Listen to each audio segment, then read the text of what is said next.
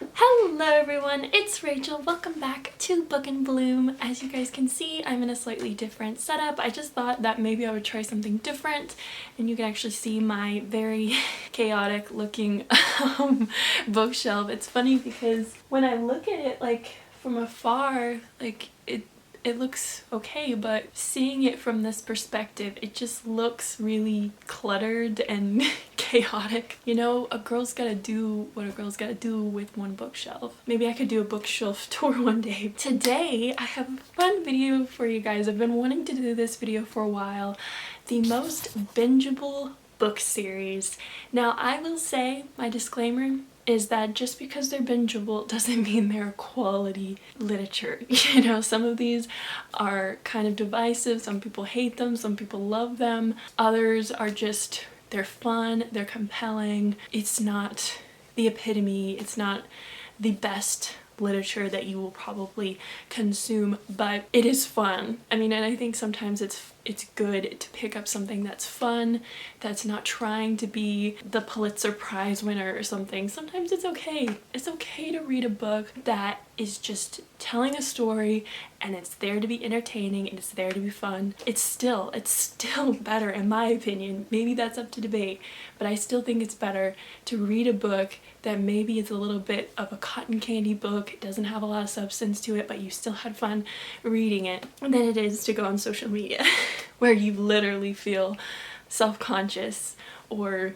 jealous or whatever it is after going on social media. So I still think it's better. Let's go ahead and get into the video. So the first series, I'm just gonna go ahead and get this out of the way. I know that this is a very divisive series, but the selection series.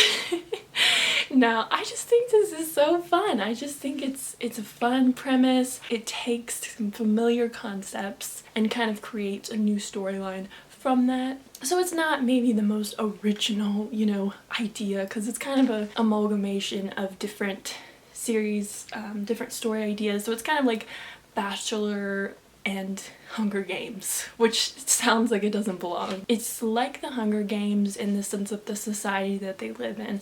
There's castes, there's lots of segregation. Each caste has certain jobs that they do, sort of like Hunger Games, and corrupt government, the effort of the people to cause an uprising. You also have it coded in these beautiful gowns and glamour and sparkle, trying to look like you're royalty, like you could be royalty. These 12 girls are trying to woo the prince and try to become the future queen. This is really just Hunger Games vibes, but it's packaged in a ball gown. That's what the series is, and the romance is definitely not for everyone because it is very much a will they, won't they. The main character, America, she's just like through and through. For a long time, she has no interest in being with Prince Maxon, but you could probably guess that that's eventually going to change throughout the series,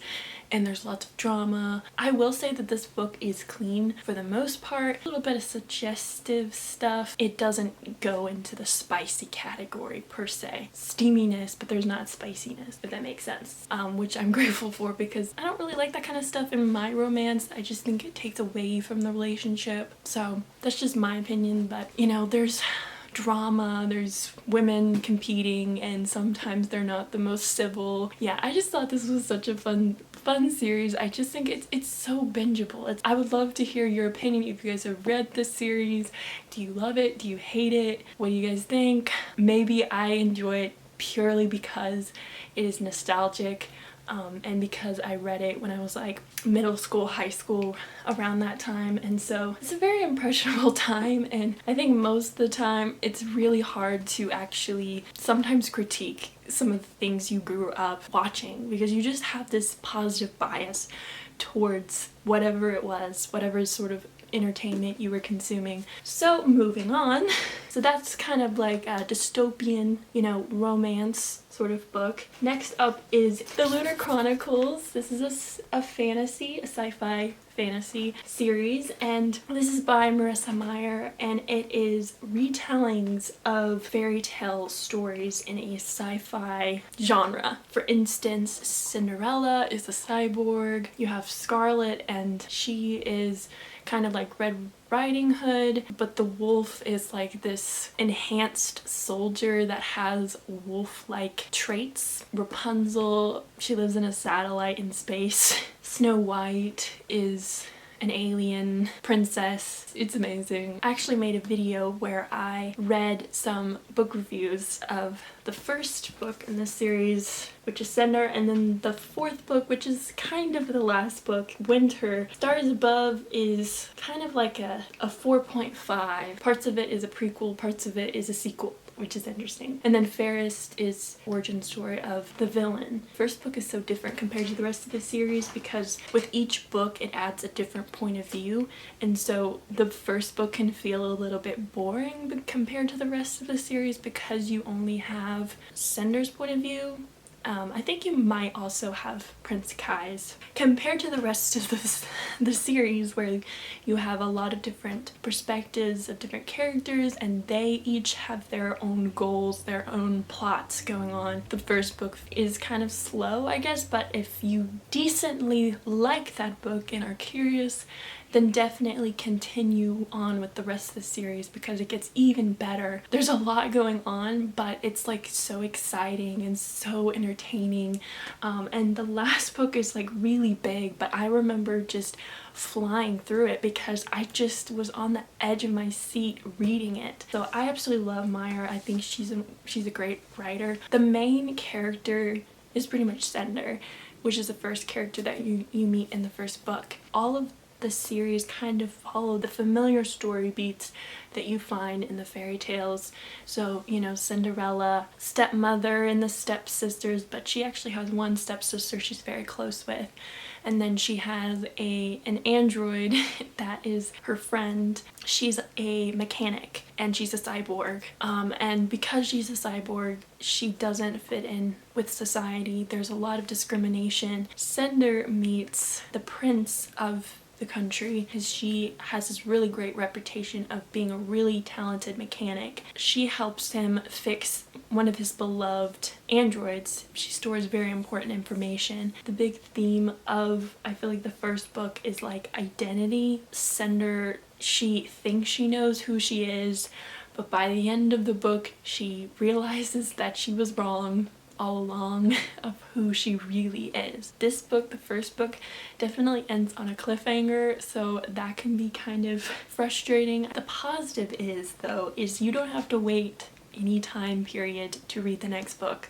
So definitely make sure that you have the entire book series ready for you to read because you're probably gonna want to read the next book after reading Cinder, like right away, because it's a bingeable series. And I'm talking mainly about the first 4 books. I mean, you definitely would want to read Stars Above if you fall in love with the characters, and maybe Fairest if you're intrigued by the villain and how she became who she is, but those are kind of extra books. Moving on, some of these series I don't actually own physically, but I enjoyed reading these a lot. I flew through these books.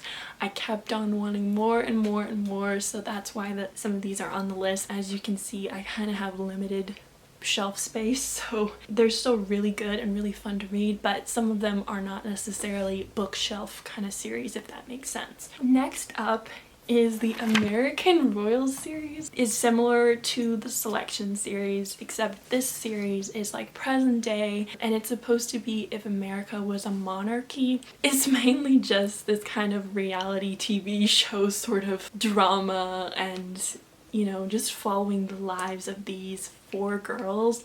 So one of them is Beatrice, and she is the first in line for the throne. And then we also have her sister, which she's the princess. I actually considered making, I think there's a YouTuber who does like, you know, a chaotic recap of whatever, and I thought about doing that for this series. I know nobody would probably care, but I just thought it'd be kind of fun. Then there's Sam, which is Beatrice's sister, and Sam is a twin. She has a twin brother named Jefferson. And then there's Lena, which is Sam's best friend. And then there's Daphne, who is the ex-girlfriend of Jefferson. And so she knows everyone. Drama in a person. She's a very unlikable character, but she definitely brings entertainment with her being a part of the story, because she causes lots of drama that can be fun sometimes, I guess. I'd rather like enjoy fictional drama than like real drama. Everyone's got their fix, I guess. But yeah, so the first book is interesting because there's lots of love triangles. So Beatrice's parents are trying to prepare her being a queen one day, very encouraged. It's pretty much, you know, forced upon women who are going to be on the throne to be married and to have a husband. Her parents are trying to matchmake and try to find a suitable bachelor for her, but of course she likes her guard. So she likes her guard. She really doesn't want to be dating these eligible bachelors, you know. For so long she has been the goody two shoes. I mean, she's kind of been molded and forced into being follow the rules kind of girl. It's not about what you feel, it's not about what you want, it's about, you know, what does your country want, what does your parents want, what is required of you. She's trying to go along with what her parents want, and so she meets this eligible bachelor that she finds tolerable, Teddy, and he's this really great guy that she, you know, actually probably would say she's friends with. The drama of it is that Sam, her sister, likes Teddy, and so Sam likes Teddy. Beatrice is with Teddy, but she likes her guard. Lena likes Jefferson, Sam and Beatrice's brother. There's kind of some tension because Lena and Sam are good friends, and it's always kind of weird. For a lot of people, it's weird if your best friend or a close friend of yours likes one of your brothers or whatever. There's just this weird tension with that in a friendship. But Daphne wants to get back with Jefferson. She wants to be with Jefferson. Lena likes Jefferson. Sam likes Teddy. Beatrice doesn't really like Teddy, but she's with Teddy. And so Sam feels betrayed by Beatrice because she's like, why do you always get what I want? Like, why do you always get everything? Like, you don't even want Teddy and you get him because you get everything. Each book, it's like, you think that this pattern is like this, but then it just completely flips. It's like a pendulum. It just, oh, it's over here. No, it's over here. Oh, no, it's over here. It's constantly changing and manages to stay very, very entertaining. Some might like, some might hate, but I ended up really liking this series. When I got through the first book, I was like, oh my gosh, I need to read the next one, and I need to read the next one after I read that one. I was just like, very bingeable, fun, entertaining, compelling story. So highly recommend if you want sort of a reality TV-esque series. It's closed door, in my opinion. I like, as I said earlier, because I don't know, it's so jarring sometimes to read a book and sometimes it just comes out of nowhere and you're just like, why? I wish somebody prepared me for this. Like, I did not expect this. Moving on, so the next two series I wanted to talk about are mystery series. A lot of people already know about these. They're very well loved, have a lot of hype behind them, and honestly it's for good reason. So next up is Truly Devious. So this is a murder mystery series, and I will say this is kind of got a comic book-y, slightly cheesy, but you just kind of gotta lean into it and just embrace it and have fun with it. This is about a school, this very prestigious school that has this really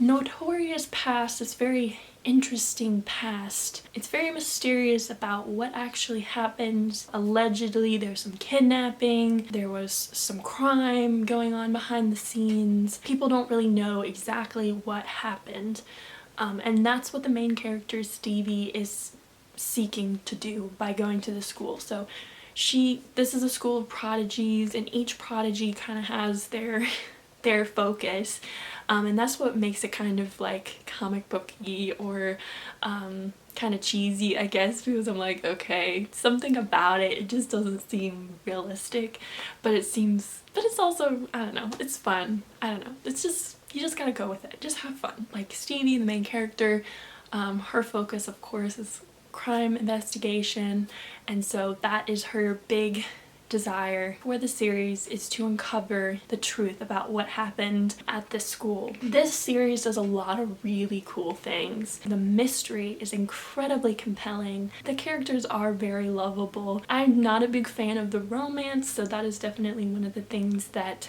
takes some points away, in my opinion, from like absolutely loving this series. If you love mystery, then you will probably absolutely love this series. It's a lot of fun. It's really cool. Last but not least, of these two, this one I will say I like even more. I enjoyed even more Good Girl's Guide to Murder. I absolutely loved this series. Truly Devious, as I said, kind of has a comic booky sort of cheesy feel to the Good Girl's Guide to Murder feels definitely more gritty and real. Some of the situations that happen are kind of bizarre, but you just gotta go with it. Some of it I'm like, okay, why did she do that? That seems really stupid. And she's also a high schooler investigating a crime, a cold case, so that's her excuse, I guess, is that she's smart, but she don't got common sense, I guess. Okay, one thing that's different about A Good Girl's Guide to Murder compared to Truly Devious is one overarching mystery. While A Good Girl's Guide to Murder follows the same characters, but each book has a different mystery, which I think is really fun. I think it's a little bit more nostalgic for me or familiar to me, because I love Agatha Christie, and Agatha Christie does that a lot, where she has the same detectives but they're doing different cases. So 5 years ago this girl was murdered. The police declared the murderer to be her boyfriend. But there was a lot of fishy business with that. Her boyfriend committed suicide. There was evidence found on him, I believe, but there was just a lot of kind of fishy, weird things about this case. And Pippa was just not convinced that that is what actually happened. And the brother of the boyfriend of the girl, Sal, he was not convinced that his brother would have done that. He knew who he was, the kind of person, the kind of character that his brother had, and that was just completely like out of character. And now unfortunately, because of this situation, his family has been judged and given a cold shoulder by the community, because I mean it is a very awkward, and tense situation. Sal has been struggling, with this. He doesn't believe that his brother did this, and so Sal and Pippa team up together to investigate the crime and to try to find out what really happened. And so that's what happens in the first book. But the second book, it's a completely new scenario. And if you think that the first book was crazy, well, the second book's crazier. And if you think that book is crazy, well, then the third book is even crazier than that. And that is what makes this series so bingeable. Holly Jackson, she manages to make something that you already think is so insane even more crazy. And that is why I absolutely loved this series. I just thought it was so entertaining, such a page turner. You're gonna be on the edge of your seat, and the characters feel so real, and you just can't help but just care about them and want the best for them. It's a great series and I highly recommend it. So yeah, those are my most bingeable book series. I hope you guys found a series that you're gonna try out. If you have read any of these series, definitely let me know in the comments. Let's talk about it. I hope you guys enjoyed this video. Make sure to read a book and bloom on. Bye!